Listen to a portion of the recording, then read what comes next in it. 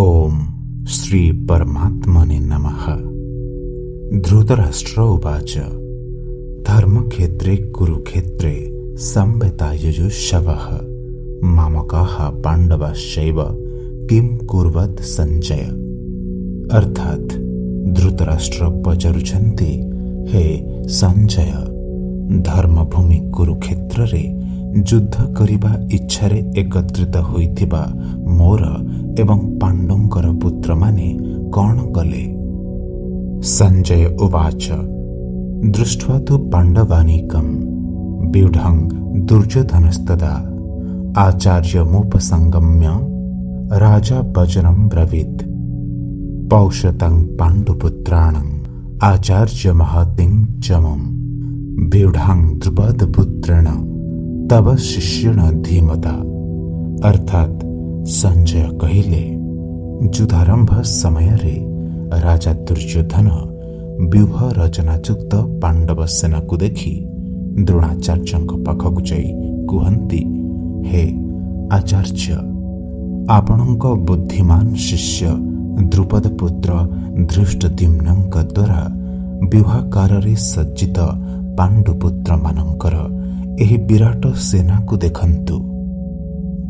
अत्र शूरा माहेश्वासा भीमार्जुन समायुधि युयुधानो विराटश्च द्रुपदश्च महारथः धृष्टकेतुश्चिकितानः काशीराजश्च वीर्यवान् पुरुजित् कुन्ती भोजस्य सौव्यश्च नरपुंगवः युधामन्युश्च विक्रन्त उत्तमौजाश्च वीर्यवान् सौभद्रो द्रौपदीयाश्च सर्व एव महारथाः।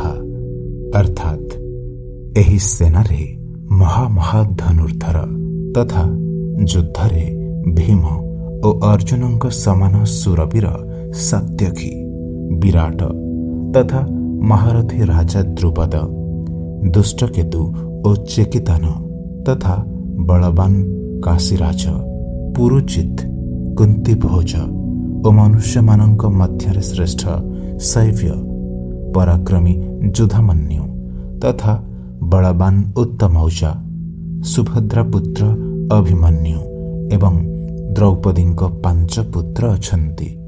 एमाने समस्ते महारथी। अस्माकं तु विशिष्टाये तन्निबोध द्विजोत्तम नायका मम सैन्यस्य संज्ञार्थं तान् ब्रवीमिते। अर्थात हे ब्राह्मण श्रेष्ठ, आम पक्षरे मध्य जो प्रधान योद्धा माने अछंती सेमानंकु आपण जानि नियंतु। मो सेनारे जो सेनापति माने अछंती आपणक जानिबा निमंते सेमानंक नाम कहुअछि।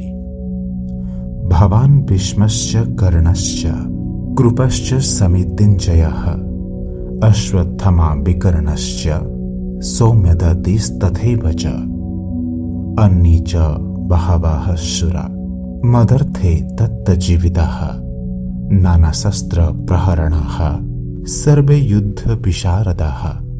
अर्थात आपण पितामह भीष्म कर्ण एवं महासंग्राम विजयी कृपाचार्य तथा सेहिपरि अश्वत्थामा विकर्ण एवं सोमदत्तଙ୍କ पुत्र भूरिश्रवा एवं एमानଙ୍କ छड़ा मो पाई जीवनर आशा त्याग करि देथिबा आहुरी बहुत सुरवीर मध्य नाना प्रकार अस्त्र शस्त्र रे सज्जित होई उपस्थित अछंती।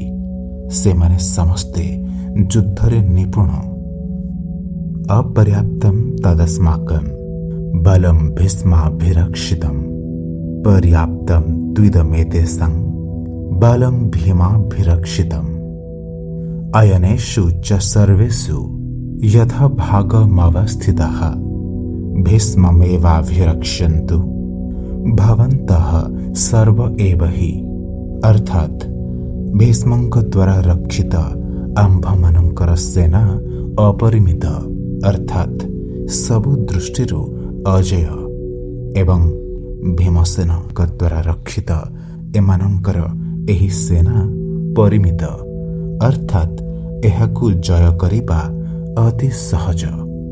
तेणु समस्ते व्यूह द्वार रे निज निजर स्थान रे रही आपण माने समस्ते निश्चिंत भावरे भीष्म पितामहंकु ही समस्त दिगरु रक्षा करंतु।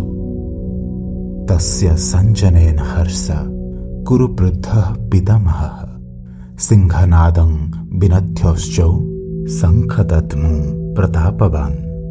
अर्थात कुरुवृद्ध महाप्रतापी पितामह भीष्म दुर्योधनଙ୍କ हृदय हर्ष उत्पन्न कराई उच्च सिंहासन रे सिंहनाद परि गर्जन करी शंख बजाइले। ततः शंखाश्च भैर्यश्च पर्णबाण कगोमुखाः सह सौभाव्य हन्यन्त स शब्दस्तुमुलो अभवत्। अर्थात तापरे बहु शंख भेरी नागरा मर्दला और रणसिंह आदि वाद्य एक संगे बाजी उठिला। से सबुर शब्द अति भयंकर हैला। ततः स्वेतिर हरिर ऋते महति स्यन्दने स्थितौ माधवः पाण्डवश्चैव दिव्यौ शंखौ प्रदद्मतुः। अर्थात ताहा परे धड़ा घोड़ा जोचा जाइथिबा उत्तम रथरे बसी श्रीकृष्ण परमात्मा और अर्जुन मध्य निज निजर दिव्य शंख बजाइले। पांचजन्यं हृषिकेशो देवदत्तं धनंजयः पंड्रं दद्मो महाशंख भीमकर्ता भृगोदरः। अर्थात श्रीकृष्ण परमात्मा पांचजन्य नामक, अर्जुन देवदत्त नामक एवं भयानक कर्म साधनकारी भीमसेन पौंड्र नामक महाशंख बजाइले। अनंत विजयम राजा कुंतीपुत्रो युधिष्ठिरः नकुलः सहदेवश्च सुघोषमणिपुष्पकौ। अर्थात कुंतीपुत्र राजा युधिष्ठिर अनंत विजय नामक एवं नकुल और सहदेव यथाक्रमे सुघोष और मणिपुष्पक नामक शंख बजाइले। कागश्च परमेश्वासः शिखंडी च महारथः धृष्टद्युम्नो विराटाश्च सात्यकीश्च पराजितः द्रुपदो द्रौपदेयाश्च सर्वशः पृथिवीपते सौभद्रश्च महाबाहुः शंखान् दध्नुः पृथक पृथक। अर्थात हे राजन, श्रेष्ठ धनुर्धर काशीराज महारथी शिखंडी धृष्टद्युम्न राजा विराट अजय सत्यकी राजा द्रुपद द्रौपदींक पांच पुत्र एवं सुभद्रा पुत्र महाबाहु अभिमन्यु ए समस्ते समस्त दिगरु पृथक पृथक शंख बजाइले। सघोषो धार्तराष्ट्राणां हृदयानि व्यदारयत् नाभाश्च पृथिवीं चैव तुमुलो व्यनुनादयम्। अर्थात सही भयंकर शब्द आकाश और पृथ्वी को प्रतिध्वनित करी दुर्योधन आदि कौरव मानकर हृदय विदीर्ण करिदेला। अथ व्यवस्थितान् दृष्ट्वा धार्तराष्ट्रान् कपिध्वजः प्रवृते शास्त्र संपाते धनुरुद्यम्य पांडवः। अर्जुन उवाच हृषिकेशं तदा वाक्य मिदमाह महीपते सोमय रुभयोर्मध्ये रथं स्थापय मेऽच्युत। अर्थात हे राजन, एहा परे व्यूह रचना पूर्वक युद्ध करने प्रस्तुत होई रहिथिबा धृतराष्ट्रंकर संबंधी मानंकु देखि शस्त्र प्रयोग करने जाउथिबा समय रे कपिध्वज अर्जुन निज धनु उठाई ऋषिकेश श्रीकृष्ण भगवानंकु कहिले, हे अच्युत, मो रथ को नहीं दुई सेनांक मध्यरे ठिया करांतु। यादवेता निरीक्ष्य हम युद्ध कामान अवस्थितान् कर्मया सह युद्ध व्यामस्मिन्नाण समुद्रमे अर्थात एही युद्ध रूपक व्यापार रे मते काहा सहित युद्ध करबाकू हेब।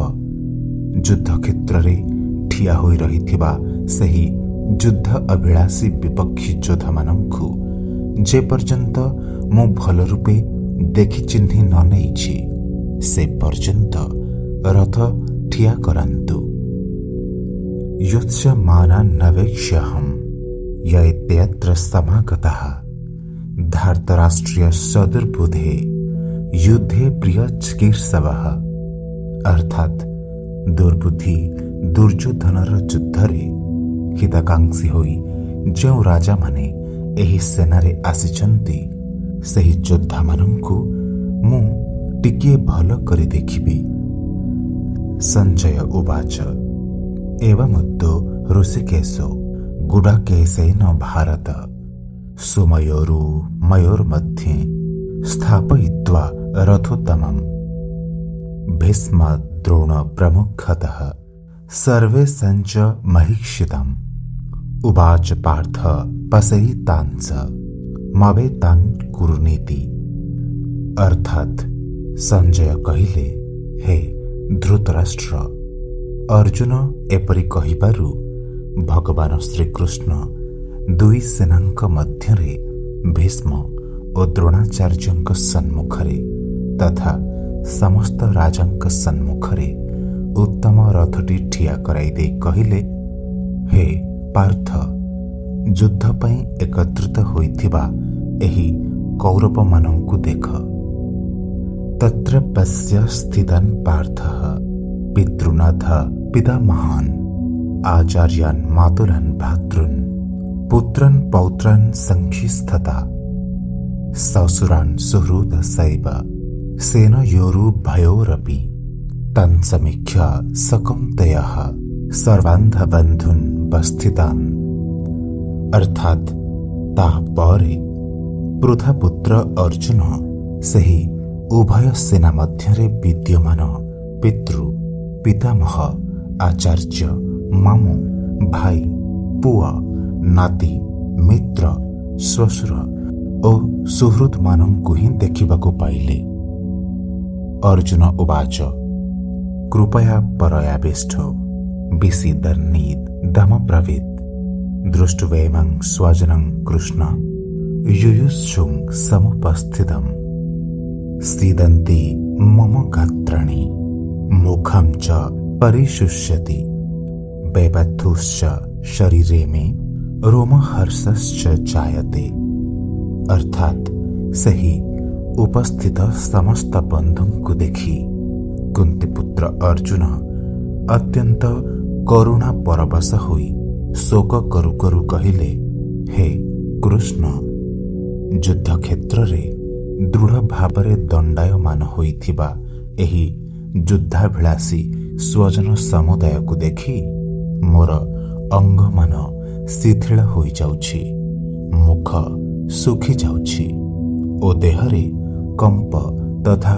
रोमांच जात हेउछि गांडिवं स्त्रंसते हस्ता त्वक्चैव परिदाहवते न च शक्नुम्यवस्थातुं भ्रमतीव च मे मनः अर्थात हातरू गांडिव धनु खसी पड़ुछि चर्म मध्य भीषण ज्वाला करुछि तथा मोर मन घूर्णित हेला परि लागुछि तेणु मु ठिया होई रहिबाकू भी समर्थ होई पारु नाही। निमित्तानि च पश्यामि विपरीतानि केशव न च श्रेयोनुपश्यामि हत्वा स्वजन माहवे अर्थात हे केशव मु लक्षण सबुकु विपरीत ही देखुछि युद्धरे स्वजन समुदाय को मारिबारे कौनसी कल्याण भी देखि पारु नाही। न कांक्ष विजयं कृष्ण न च राज्यं सुखनि च किं नो राज्येन गोविन्द किं भोगैर्जीवितेन वा अर्थात हे कृष्ण मु विजय चाहूनाहीं किंबा राज्य तथा सुख मध्य चाहूनाहीं। हे गोविंद, आमर एपरि राज्य कि प्रयोजन अथवा एपरि भोग मानंकरे ओ जीवन रे भी कि लाभ अछि। ये सामर्थे कांक्षितं नो राज्यं भोगः सुखानि च त इमे अवस्थिता युद्धे प्राणान् त्यक्त्वा धनानि च।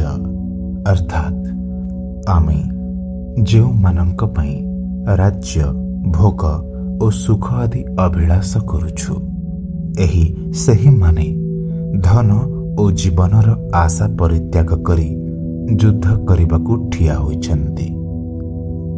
आचार्याः पितरः पुत्रा तथैव च पितामहः मातुलाः श्वशुराः पौत्राः शालाः सम्बन्धिनस्तथा। अर्थात गुरु माने, पितृ माने, पुत्र माने एवं सेहिपरि पितामह माने, मामू माने, श्वशुर माने, नाती माने, शालक माने तथा अन्य संबंधी माने मध्य उपस्थित अछन्ति। एतान्न हन्तुमिच्छामि ज्ञातोऽपि मधुसूदन अपि त्रैलोक्य राजस्य हेतुः किं नु मही कृते। अर्थात हे मधुसूदन, एमाने मते मारिदेले भी मु एमानंकु मारिबाकू चाहे नहीं। पृथ्वी लाभ करिबा कथा किए पचारे। तीन लोकर राज्य अधिकार मिलिबार थिले मध्य मु एमानंकु मारिबाकू चाहू नहीं। निहत्य धार्तराष्ट्रानः का प्रीतिः स्याजनार्दन पापमेवाश्रये तस्मान् हत्वेताना तथाइनः। अर्थात हे जनार्दन, धृतराष्ट्रंक पुत्र मानंकु मारिदेले आमकु कि सुख मिलिब? एही आतताई मानंकु मारिले तो आमकु पाप ही लागिब। तस्मान् नार्हा वयं हन्तुं धार्तराष्ट्रान् स्वबान्धवान् स्वजनं हि कथं हत्वा सुखिनः श्याम माधव। अर्थात तेणु हे माधव, निजर बांधव दुर्योधन आदिଙ୍କୁ मारिबा आंभ पक्षरे उचित हेब नाही, कारण निज कुटुंब लोकଙ୍କୁ मारी आंभे किपरि सुखी होई परिबु। यद्यपेते न पश्यन्ति लोभपहतचेतसः कुलक्षय कृतं दोषं मित्रदोहे च पातकम् कथं न ज्ञेयमस्माभिः पापादस्मान् निवर्तितुं कुलक्षय कृतं दोषं प्रपश्यधीर्जनार्दन। अर्थात जदिओ लोभवशतः भ्रष्टचित्त होई जाइथिबा एही लोके कुलक्षय जनित दोष और मित्र दोह जनित पाप जानी पारुनाहांती।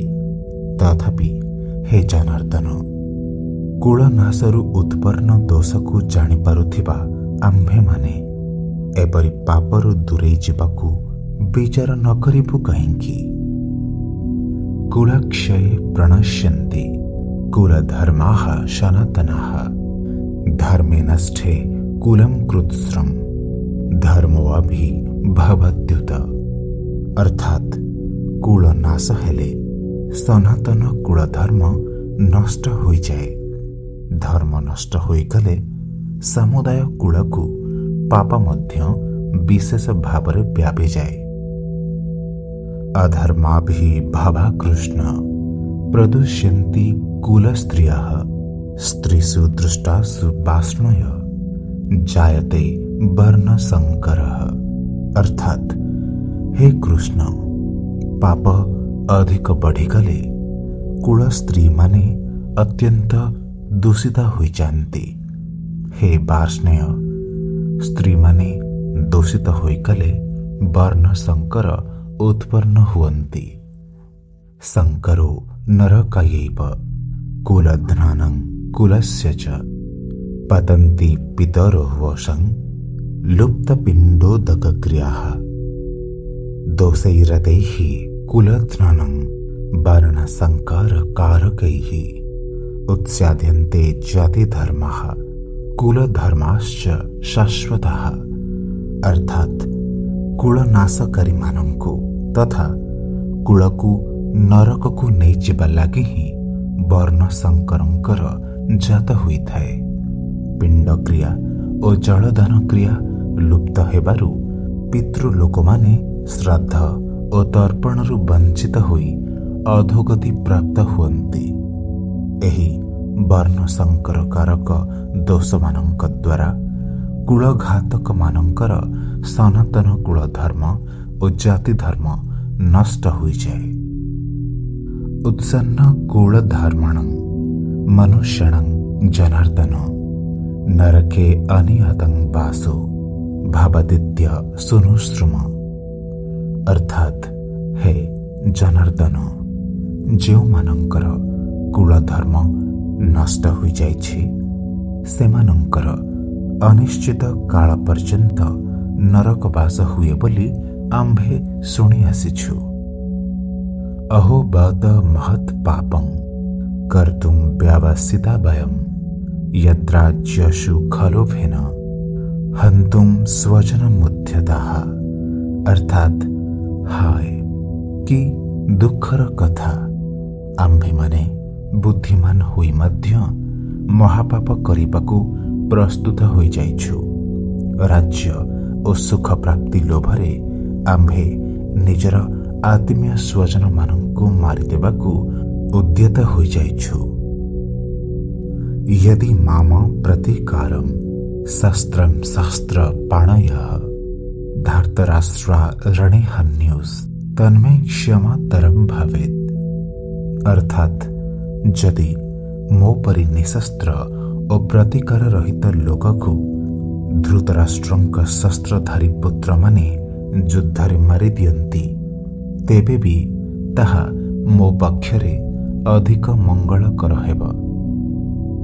संजय उवाच एवं मुक्त्वार्जुनः संख्ये रथोपस्य उपाविशत् विसृज्य ससरं चापं सुख संविघ्न मानसः। अर्थात संजय कहिले रणभूमि रे शोकरे उद्विग्न मना अर्जुन एपरि कही बाण सहित धनु त्याग करिदे रथर पछपटे बसी पड़िले। ओम तस्सदिति श्रीमद्भगवद्गीतासूपनिषत्सु ब्रह्म विद्यायां योगशास्त्रे श्रीकृष्ण अर्जुन संवादे अर्जुन विषाद योग नाम प्रथम अध्यायः।